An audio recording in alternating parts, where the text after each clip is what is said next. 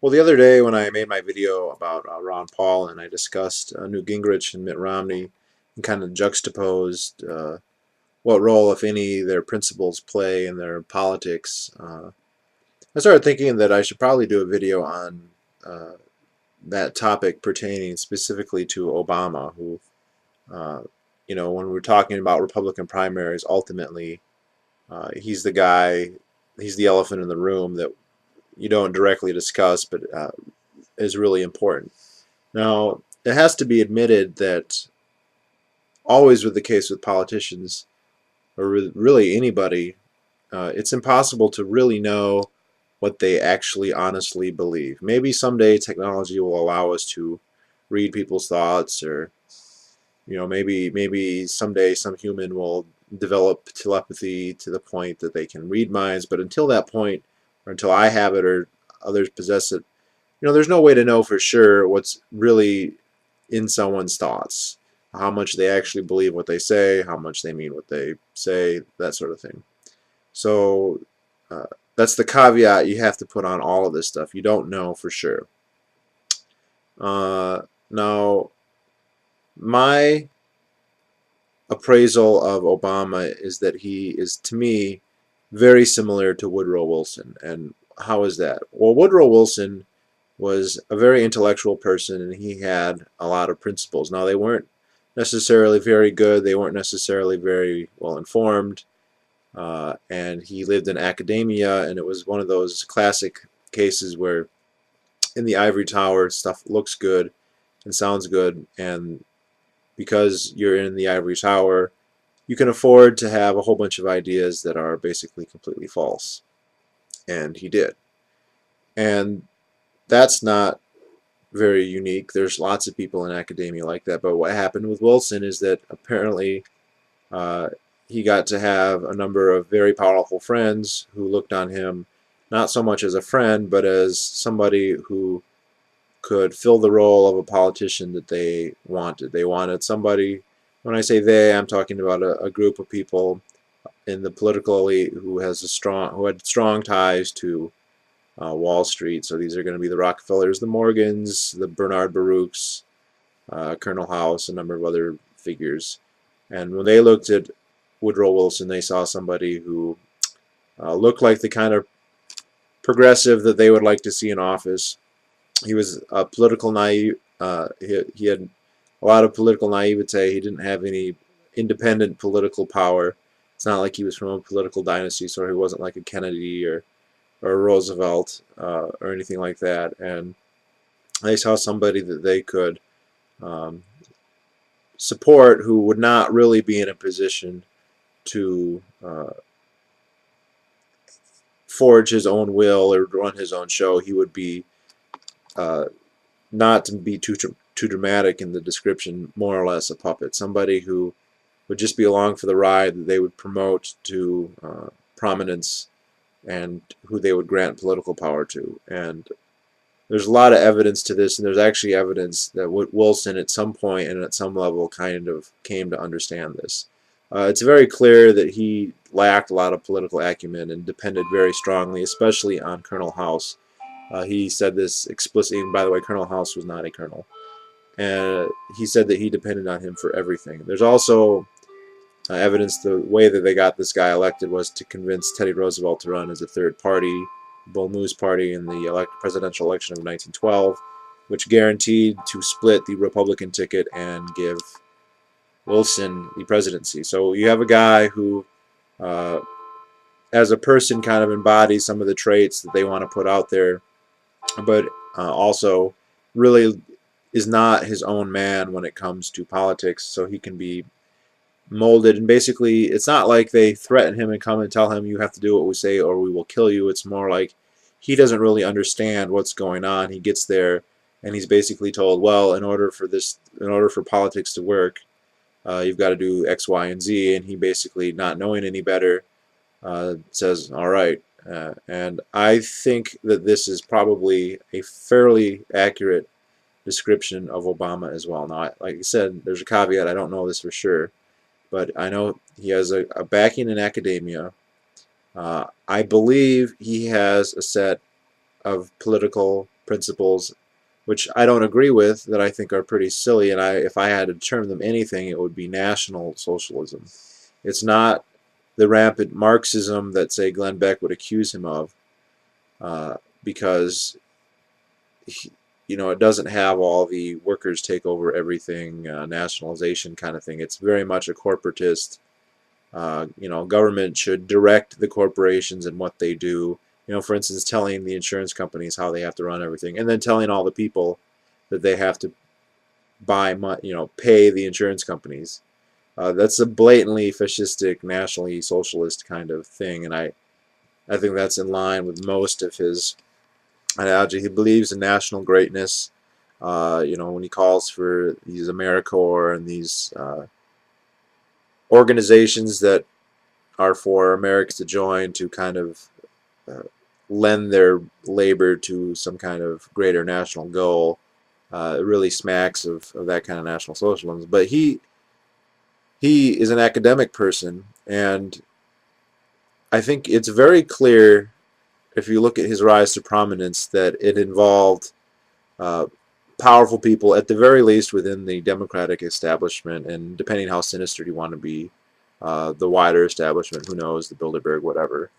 Uh, I think the number one piece of evidence for this is uh, when he was starting to become politically active in Chicago at like the state level, which is a level at which uh, I think most people, if they really want to, can enter. As long as they have party support, it's kind of open to anybody. He once ran for Congress against, I think his name is Rush. I think it's Charlie Rush. I might be getting that wrong. He's still a congressman from Illinois, and he lost to Rush. Now Rush is a horrible congressman. He's one of the most anti-gun congressmen that are out there.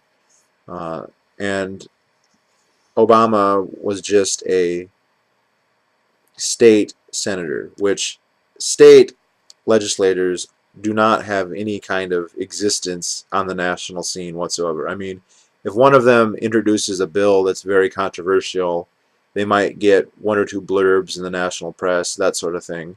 And within the state that they live, if they're likely to be a candidate for the federal legislature, then they might generate some interest that way. But state reps are not, uh, or state, and I mean that including state senators, are not national players ever. In fact, even governors, who are the most powerful, most influential people at the state level by far, are typically not national players. There's a few exceptions like Rick Perry and like Arnold Schwarzenegger. I mean, there's always a few, but by and large, uh, governors aren't even that powerful, and they're far more powerful at the federal level than our state senators. So why is this significant? Well, when did Barack Obama first become a household name and a major political figure in the United States? It was not when he was elected to the United States Senate. Now, I could understand if, having been elected to the United States Senate for Illinois, he became famous. That's a big deal, meaning there's only 50 senators. Illinois is a big state. Uh, that would warrant a lot of coverage. But he became famous before his election because while he was running for the Senate seat, uh, he gave a teeny tiny little political speech at the Democratic National Convention in 2004. Now, if you ever watch these conventions, they're multi-day affairs, and they basically have speeches from everybody in the party pretty much. I mean, they'll have the undersecretary of playground equipment for a city. They'll have just anybody who's anybody. They got to fill the schedule. They invite a whole bunch of people. But what happens as the main event is the announcement of the nominee, who obviously it used to be that at these events they would vote for the nominee and there would be a lot of who's going to actually win. Now we already know going into the event who the nominee is going to be. And the last speech is the nominee coming out, accepting the nomination and giving basically, his first big speech, which is going to spearhead the campaign against whoever the other party nominates. So as you get closer to that speech, oh, my phone's ringing. So this final speech before the new nominee, is always the most anticipated. It's the one you're likely to watch. It's the one that will make all the news. Nobody really watch. C-SPAN will cover these events, but no one's going to watch them until they get to that point. And I don't know about over the long haul of history, but over the last few decades, the penultimate speech is basically usually the most important person in the party other than whoever the nominee is about to be. So it is usually either a sitting president, an ex-president, or a vice president, or a former vice president. So, uh, Bill Clinton gave it for Al Gore. Al Gore did never give it, but like Ronald Reagan gave it for George Herbert Walker Bush. Uh, it's always like president or a vice president. It's like the most important person in the party. It's never the undersecretary of the Treasury at that point. And what's interesting is in 2004, when John Kerry was nominated, who gave his introductory speech was Barack Obama. Who was he a president? Was he a former vice president? Was he a former president? Was he even the Secretary of State? Or no, he was a state senator in Illinois who was running for Senate. Although he was very likely to win since he had the Democratic nomination, and the Democrat was almost sure to win in Illinois. Um, to me, that is extremely suggestive of his being selected for political power, and I said at the very least from the Democratic Party elite, if not from a broader organization of politically interested people. Um, and that's when he became famous. That's when he started seeing Obama T-shirts, and he became basically a political rock star. And Jackie Mason, who, as far as I can tell, I think I'm saying that right, is a Jewish comedian, and I think he's a bit of a neocon. And I probably would disagree with him on quite a bit, but sometimes they get it right when they talk about people like Obama. And he basically said, it's interesting because whenever he says anything, the media will fawn over it, like it's like it's the most intelligent, great thing ever said. And if George W. Bush said the exact same thing, and I'm not saying this to defend him, just to juxtapose the two, they would say it's retarded or idiotic, or they wouldn't even cover it. And that may be a bit of an exaggeration, but it's clearly there, because if you look, I mean, and if you compare to, say, media reaction to something that he says to, say, something Ron Paul says, they scrutinize what Ron Paul says. He says, well, he's against Social Security. Well, then all of a sudden they come out with questions like, well, what about the poor old lady who does, who gets hit by a car and doesn't have any money, or what about, this or that? But then with someone like Obama, and it's not just him, uh, he could say outrageously contradictory, evil things, like that he's going to have an army bigger than the military that's part of the civilian force, or that he's going to kill American citizens without due process, just on his will, or he's going to throw Americans in prison forever without trial, or he's going to force Americans to do this or that, to buy health insurance. And they just, what a forward-thinking, smart guy, basically. Um, to me, this sounds like he was selected by somebody, and I don't know who necessarily. We could suspect and guess, but I don't know for sure. And because I think that he has the qualities that they want to promote in a candidate. Um, One obvious thing, and I don't know, people are reluctant to say this, but he is at least half black. Basically, he's considered black, although the NAACP, when it looked like he might get nominated, actually debated for, I don't know, like a day. And I'm not saying like I agree with the NAACP on much, but they debated whether he should even count as black because his mother is obviously white. So he's half white. So how does that? This gets into the whole, what race are you? But the other thing is, let's just assume that he is black. His experience in life, as far as we can tell, has little to nothing in common with your average black person, be they a southerner or be they a northern urbanite.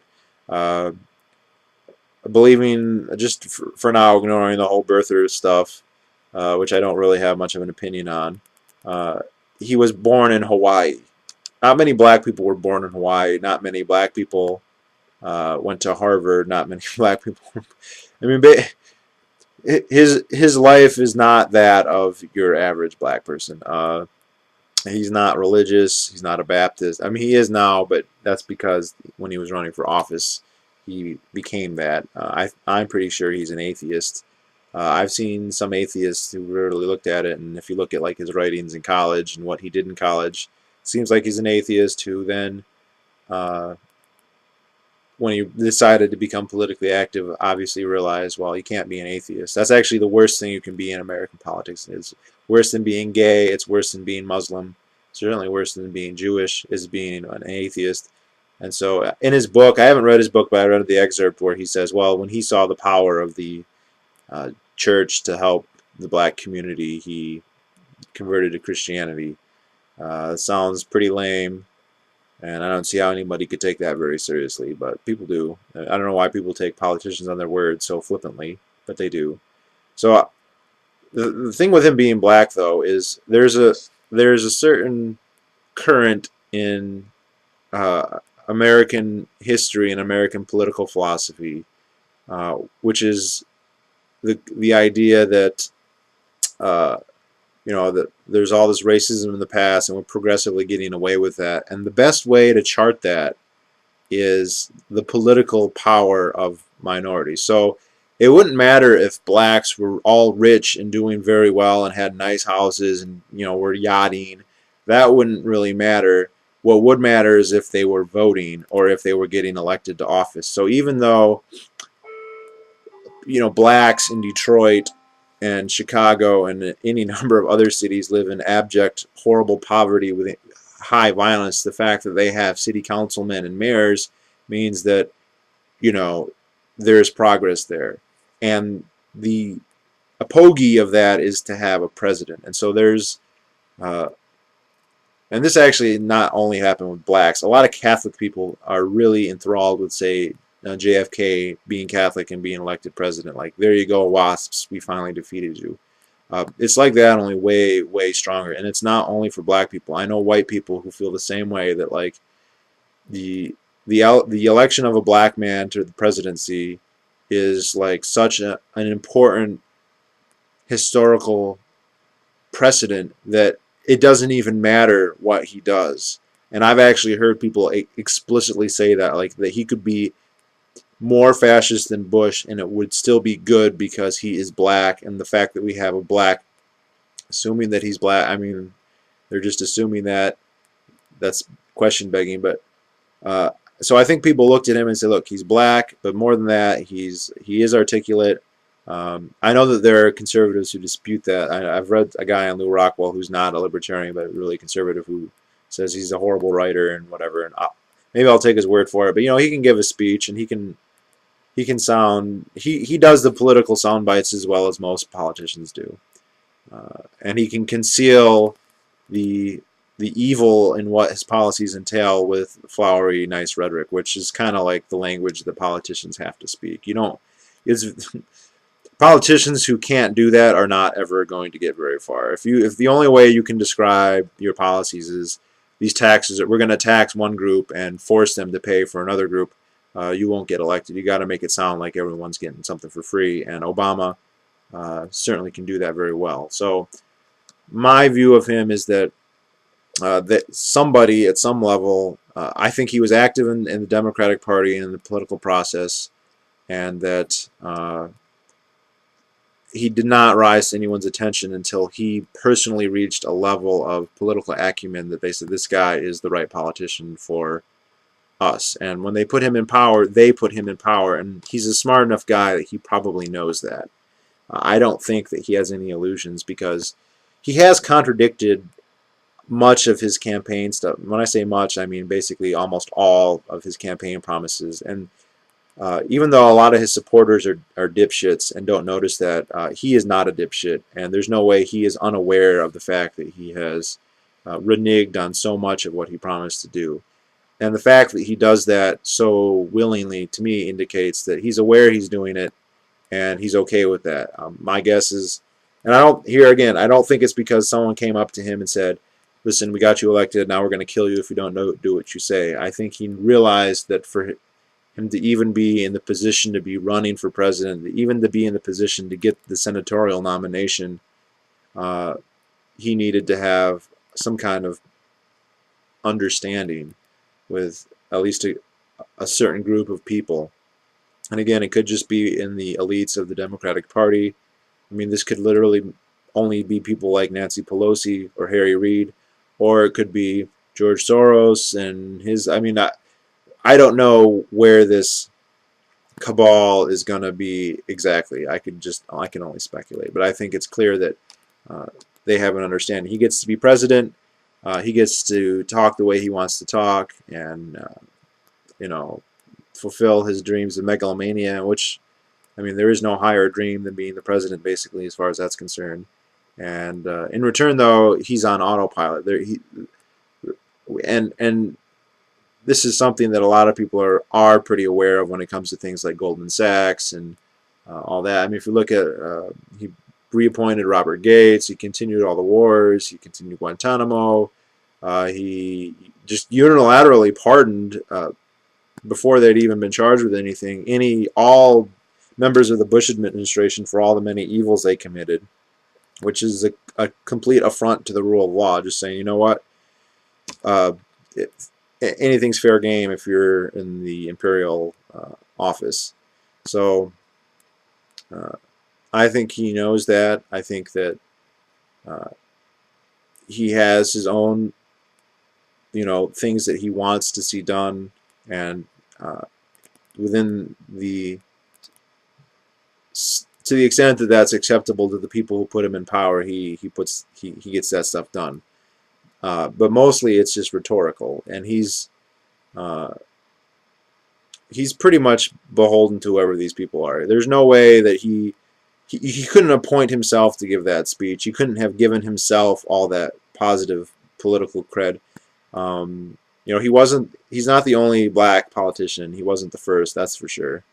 Uh, and he's certainly not the only one who aspires to the political power he has been given. And so I think he has to realize that he got it, and the understanding is that he's got to play ball, and he does, obviously, as have probably all of our. I mean, a lot of people seem to think like maybe JFK didn't, and I don't know, maybe I don't think so. I don't think that's why he was killed. Um, and I mean, politicians who don't play ball just don't get it. They get the scrutiny. People who don't play ball are the ones who get the scrutiny that they all deserve, and the ones who do play ball, they don't get any scrutiny. They just get laudatory ovations, basically. And it's not just him who gets that. A lot of them get that. All the establishment people get that. Lindsey Graham gets that. Schumer gets that. The Clintons get that. The Bushes get that. Mostly, for some reason, some of the media did actually really object to the Bushes, and I guess that was good, but it didn't go nearly deep enough, and it didn't extend to what was most important. When he finally went to war, the media, even those who had reservations, basically got behind him. They just got in line and did what they thought was their patriotic duty, and that's really too bad, because when it's most important is when they should have stepped up.